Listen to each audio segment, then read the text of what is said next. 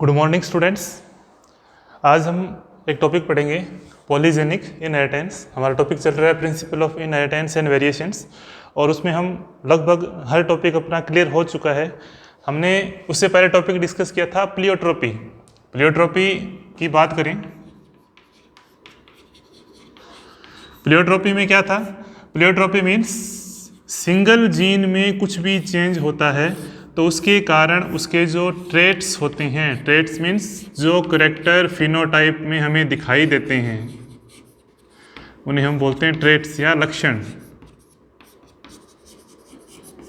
Traits 1, trait 2, trait 3, trait 4, मतलब कि हमें अनेक ट्रेट्स या करेक्टर्स जो होते हैं वो शो होते हैं, उनको हम बोलते हैं pleiotropy. Single gene, sickle cell anaemia हमने समझा, फेनिलकीटोन्यूरिया हमने समझा, उसमें सिंगल जीन में कुछ भी परिवर्तन हुआ, उसके बाद उसके अंदर ह्यूमन के अंदर जो ऑर्गेनिज्म था उसमें म्यूटेशन होने के बाद में उसका फिनोटाइप जो थे वो अनेक फिनोटाइप उसके अंदर दिखाई दिए। अब बात करें पॉलीजेनिक इनहेरिटेंस की। पॉलीजेनिक इनहेरिटेंस में क्या होता है? पॉलीजेनिस मीन्स पॉली माने मैनी, जीन माने जेनिक माने जीन। अनेक जीन जो होते हैं, मानो जीन 1, जीन 2, जीन 3, ये सभी जीन जो होते हैं वो सिंगल ट्रेट्स या सिंगल फिनोटाइप में परिवर्तन करते हैं। उसे हम बोलते हैं पॉलीजेनिक इनहेरिटेंस, मतलब कि वो इनहेरिटेंट में पीढ़ी दर पीढ़ी आगे बढ़ता है। तो प्लियोट्रोपी से जस्ट रिवर्स है पॉलीजेनिक इनहेरिटेंस। हमने मेंडलिज्म को समझा। मेंडलिज्म में क्या था? मेंडलिज्म के अंदर मेंडल ने जो एक्सपेरिमेंट किए वो क्या थे? एलील, उसमें क्या थे? 2 सेम एलील थे या अपोजिट एलील थे, उसमें 2 ही कंडीशन थी। सेम एलील थे तो हम उसको क्या बोलते हैं? होमोजाइगस। यदि एक ही अगर एक डिप्लॉयड क्रोमोसोम के जोड़े पर 2 डिफरेंट एलील्स हैं, अपोजिट एलील्स हैं, तो उस कंडीशन को हम क्या बोलते हैं? Heterozygous condition. मतलब कि होमोजाइगस और हेटेरोजाइगस। हेटेरोजाइगस कंडीशन जो होती है, 2 विपरीत एलील जो होती हैं वो एक ऑर्गेनिज्म में पाए जाते हैं। जैसे यहाँ पर यदि ये कैरेक्टर हम लें तो ये हेटेरोजाइगस कंडीशन में है और ये अपोजिट एलील है। यहाँ पर 2 ही कंडीशन हो सकती है पौधे के लंबेपन का। यदि हम हाइट की बात करें तो या तो पौधा लंबा होगा या बोना होगा। तो इस कंडीशन में पौधा लंबा होगा और इस कंडीशन में क्या होगा? पौधा बोना होगा। उस कंडीशन में तीसरी कंडीशन हमारे पास नहीं थी। यहाँ पर पॉलीजेनिक का मतलब ये होता है कि इसको कैरेक्टर को, ये लंबेपन का कारक है, तो लंबेपन के कारक को जो है इनहेरिटेंस के अंदर सिर्फ 2 ही कंडीशन थी। मतलब कि केवल एक ही जोड़ा जो जीन था, एक ही जोड़ा जो था वो उसके लिए क्या था? रिस्पॉन्सिबल था। यदि उन जोड़ों के अंदर दोनों कैरेक्टर डोमिनेंट हैं तो डोमिनेंट कैरेक्टर एक्सप्रेस होते हैं। यदि उनके अंदर यदि दोनों जोड़े रिसेसिव हैं तो रिसेसिव कैरेक्टर एक्सप्रेस होते हैं। तो ये कंडीशन यहाँ दिखाई दे रही है। इस चीज को हम बोलते हैं क्वालिटेटिव इनहेरिटेंस। इसे क्या बोलते हैं? Qualitative inheritance. मतलब कि यहाँ पर जीन की 2 ही क्वालिटी पाई जाती है, या तो वो डोमिनेंट है या फिर रिसेसिव है। इस टाइप की इनहेरिटेंस हमने मेंडलिज्म के अंदर देखी, मटर के प्लांट में देखी। मटर के प्लांट के अंदर अनेक कैरेक्टर थे, जैसे फ्लावर का जो पोजीशन है, फ्लावर कलर है, और सीड शेप है, सीड कलर है, पॉड साइज है, पॉड कलर है। तो अनेक कैरेक्टर जो थे वो उसमें 2 ही कंडीशन थी, या मतलब कि एक जोड़ा जीन जो था वो अपने कैरेक्टर को एक्सप्रेस करता है डोमिनेंट के रूप में यदि उनमें दोनों रिसेसिव हैं। तो यहाँ पर इस तरह कंडीशन जो थी, जैसे सीड शेप की बात करें तो ये कंडीशन हो सकती है, या ये कंडीशन हो सकती है, या फिर ये कंडीशन हो सकती है। इसके अलावा कोई दूसरे कोई भी जो जीन थे या एक जोड़े से अधिक कहीं पर भी उसमें जीन के कैरेक्टर हैं वो एक्सप्रेस नहीं होते थे। इस टाइप के एक्सप्रेशन को हम बोलते हैं, या ऐसे कैरेक्टर जो पीढ़ी दर पीढ़ी आगे केवल एक जोड़े जीन के ऊपर डिपेंड करते हैं, उसे हम बोलते हैं क्वालिटेटिव इनहेरिटेंस। मतलब कि वो क्वालिटी उसके अंदर 2 ही पाई जाती है, या तो डोमिनेंट है या फिर रिसेसिव है। पॉलीजेनिक इनहेरिटेंस का मतलब ये होता है कि वहाँ पर क्रोमोसोम के ऊपर डिफरेंट क्रोमोसोम के ऊपर या एक ही क्रोमोसोम के ऊपर एक जोड़े से अधिक जीन के जो हैं वो कैरेक्टर हैं वो पाए जाते हैं, और वो जीन सभी मिलकर क्या करते हैं, उन कैरेक्टर को एक्सप्रेस करने के लिए रिस्पॉन्सिबल होते हैं। तो यहाँ पर जीन की क्वांटिटी डिपेंड करती है कि कितने जीन उसमें डोमिनेंट है। जितने जीन डोमिनेंट होते चले जाएंगे, जीन 1, जीन 2, जीन 3 और भी जीन हो सकते हैं जिनकी संख्या अपने कैरेक्टर के अकॉर्डिंग अलग अलग होती है। तो जब जीन की संख्या पर बात आ जाती है तो उस इनहेरिटेंस को हम बोलते हैं क्वांटिटेटिव।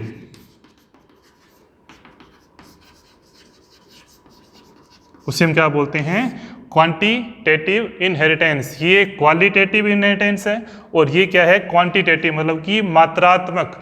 इसे हम क्यूमुलेटिव इनहेरिटेंस भी बोलते हैं।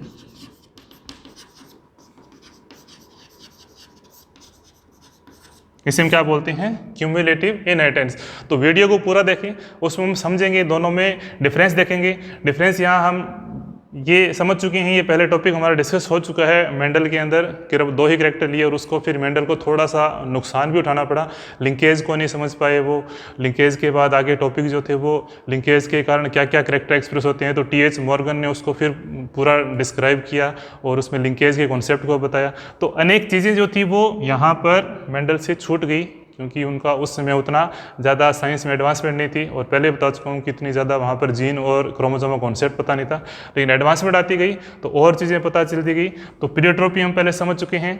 अब हम समझते हैं पॉलीजेनिक इनहेरिटेंस। पॉलीजेनिक मीन्स एक से अधिक जीन जो होते हैं, एक जोड़े से अधिक जीन, वहाँ पे अनेक जीनों का जो कॉम्बिनेशन है वो किसी एक सिंगल ट्रेट को एक्सप्रेस होने के लिए रिस्पॉन्सिबल होता है, और इसको हम बोलते हैं पॉलीजेनिक। अनेक जीन जो होते हैं उन कैरेक्टर को एक्सप्रेस कर पाते हैं, और इसी को हम क्या बोलते हैं, क्वांटिटेटिव इनहेरिटेंस, और इसी को हम बोलते हैं क्वालिटेटिव या क्यूमुलेटिव इनहेरिटेंस। ये क्वालिटी पे डिपेंड करता है, उसकी 2 ही क्वालिटी होगी, या तो डोमिनेंट या रिसेसिव। यहाँ क्वांटिटी होगी। अब ह्यूमंस के अंदर ये बात करें, ह्यूमंस के अंदर ये जो कैरेक्टर होते हैं, ये कैरेक्टर कौन कौन से कैरेक्टर होते हैं, वो पॉलीजेनिक इनहेरिटेंस के ऊपर लागू होते हैं। तो यहाँ पर पहला है skin colour, hair colour,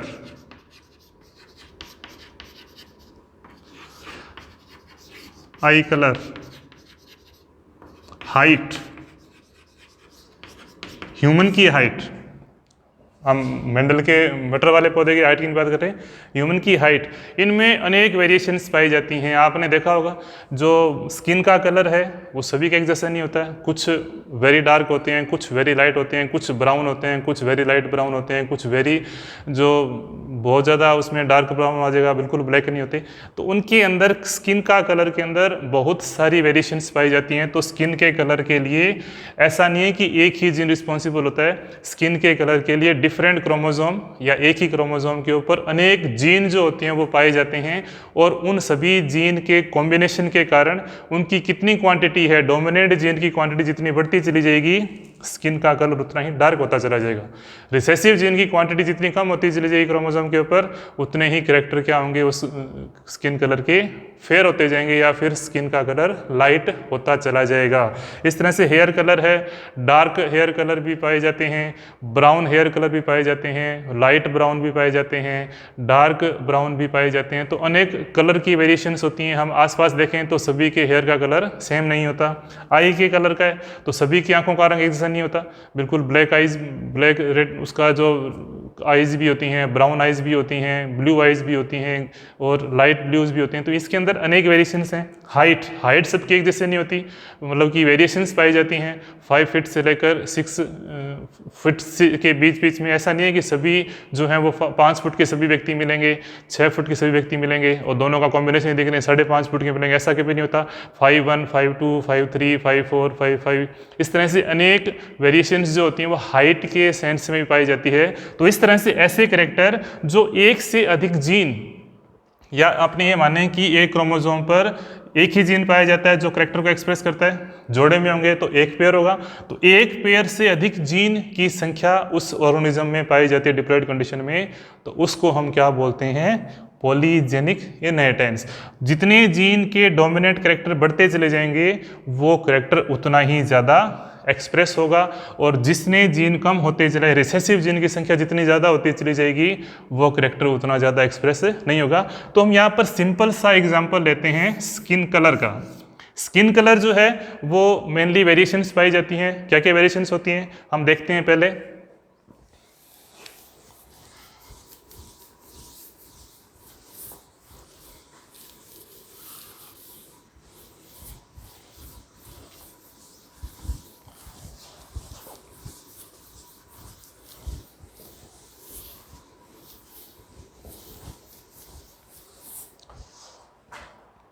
skin colour के लिए मान लो 3 जीन रिस्पॉन्सिबल हैं और तीनों जीन डोमिनेंट कंडीशन में है, तो ये क्या होगा, प्योर ब्लैक के जीन जो होंगे वो सभी डोमिनेंट है, इसका मतलब प्योर ब्लैक होंगे। अब यदि ये सभी जीन रिसेसिव कंडीशन में हैं तो ये क्या होगा, प्योर वाइट। लेकिन सभी ऑर्गेनिज्म जो है प्योर ब्लैक नहीं होते, सभी ऑर्गेनिज्म जो ह्यूमंस के अंदर है प्योर वाइट नहीं होते, इन सब के बहुत ज़्यादा वेरिएशंस पाई जाती है। जब इन दोनों का किसी तरीके से रिप्रोडक्शन होता है या नए संतति को जन्म देते हैं तो यहाँ पर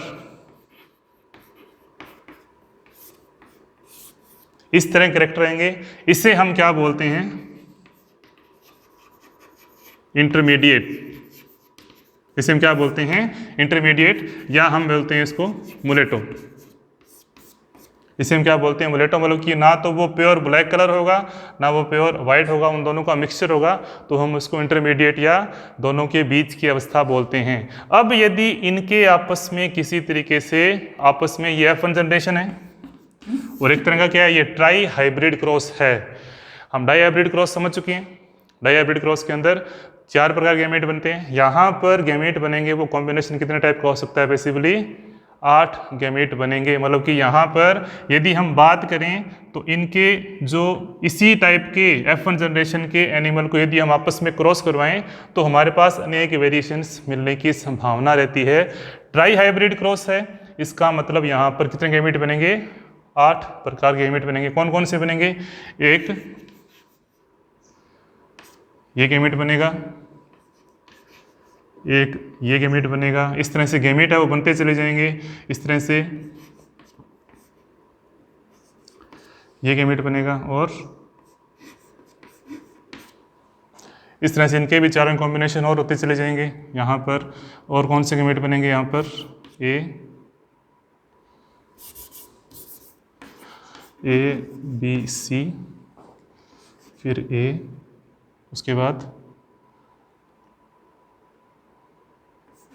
बी सी, और कौन से बनेंगे, कॉम्बिनेशन अपने तैयार करें तो 1 2 3 4 5 6, फिर होगा एक ए बी और सी, प्योर रिसेसिव होगा।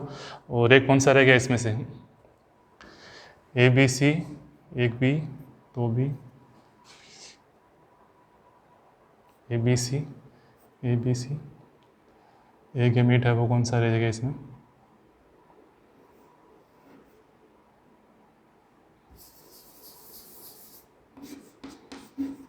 ए बी सी। तो ये गैमेट हैं वो इस तरह से पाए जाते हैं। 1 2 3 4 5 6 7 8, 8 गैमेट हो गए। ये मेल गैमेट में इस प्रकार से बनेंगे और ये फीमेल गैमेट में इस प्रकार से बनेंगे। इनके कॉम्बिनेशन जो होंगे वो हमें 64 कॉम्बिनेशन डिफरेंट मिलेंगे। तो पूरे का क्रॉस है वो आप आसानी से नोटबुक पे कर सकते हो। ये जो रेशो मिलता है हमें, ये जो रेशो मिलता है, मतलब कि हम ये बात करें इनकी यदि टोटल फिनोटाइप यदि हम निकालें, इनका रेशो निकालें, तो हमारे पास प्योर वाइट के बाद लाइट ब्राउन, ठीक है, यहाँ वेरी लाइट ब्राउन आएगा, बहुत ज़्यादा भूरी चमड़ी आएगी, एक बिल्कुल वाइट आएगा, वेरी लाइट ब्राउन आएगा, फिर लाइट ब्राउन आएगा, फिर इंटरमीडिएट आ जाएंगे हमारे पास, जिसको हम मुलेटो बोलते हैं। फिर कौन आएगा, लाइट ब्राउन, फिर कौन आएगा यहाँ पर, डार्क ब्राउन, और फिर हो जाएगा कौन, प्योर ब्लैक। इस तरह से इन सभी के कॉम्बिनेशन से हमारे पास 7 डिफरेंट फिनोटाइप मिलते हैं। तो इनका जो रेशियो मिलता है 1, 6, 15, 20, 6, 15 और 1। तो इस तरह से इनके जो रेशियो हैं वो मिलते हैं। यहाँ पर 15, 6 और 1 होगा, 15, 6 और 1। तो ये रेशियो जो है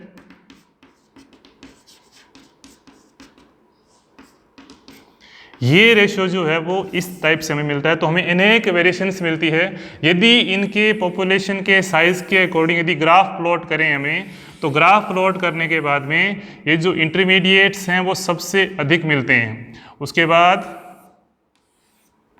ये जो है संख्या ये उससे कम होती है, ये संख्या उससे कम है, ये संख्या उससे कम है। इंटरमीडिएट से ऊपर की बात करें तो यहाँ पर ये संख्या भी क्या होगी, उसके अकॉर्डिंग होगी।